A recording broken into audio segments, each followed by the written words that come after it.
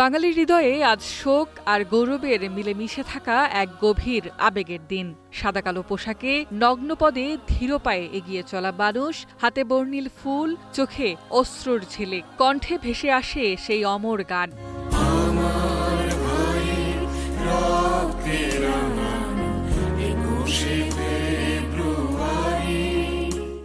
রাষ্ট্রচর অনুযায়ী শ্রদ্ধা নিবেদন শেষে প্রথম প্রহর থেকেই সাধারণ মানুষের জন্য উন্মুক্ত করে দেওয়া হয় শহীদ মিনার চত্বর। আর তখন থেকেই শুরু হয় ভালোবাসার অশেষ মিছিল। হাতে জাতীয় পতাকা, ব্যানার আর ফেস্টুনে হাজার হাজার মানুষ নীরব শৃঙ্খলায় দাঁড়িয়ে শহীদ বেদিতে ফুল দেন।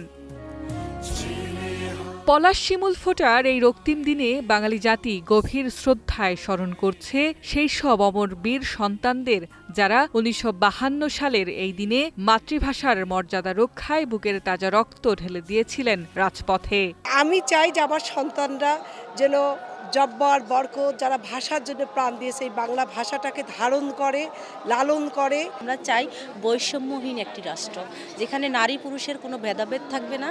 আমরা যে আমাদের মায়ের কাছ থেকে শিখে আসছি, যে ভাষাটা শিখে আসছি, সে ভাষাটা যদি এখন আমরা না পেতাম তাহলে আমরা বাংলা ভাষা বলতে পারতাম না। তাই তো মাতৃভাষা দিবসের ৭৪ বছরে তরুণ, নবীন ও প্রবীণরা জানালেন তাদের নানা প্রত্যাশার কথা। বললেন, শুধু একদিনের ফুলে নয়, সারা বছর যেন বাংলাকে হৃদয়ে ধারণ করা হয়।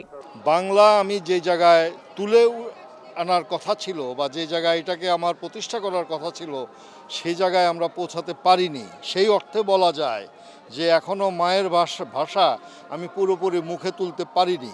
একটা জাতিকে, রাষ্ট্রকে যদি গড়ে উঠতে হয়, তার নিজস্ব ভাষা, সংস্কৃতি এবং ঐতিহ্যের উপরে তারা গড়ে উঠতে হবে। যত বেশি বিস্তার ব্যাপ্তি ঘটবে আমাদের মনন এবং রাষ্ট্রচিন্তায়, সেটাই প্রত্যাশা। ওরা আমার মুখের ভাষা কাইরা নিতে চায়। মাতৃভাষার ৭৪তম বছরে যেন মাতৃভাষা অথবা গণমাধ্যম কর্মী থেকে শুরু করে প্রতিটা নাগরিকের বাক স্বাধীনতা আর কেউ কেড়ে নিতে না পারে, এমনটাই প্রত্যাশা প্রতিটা বাঙালির।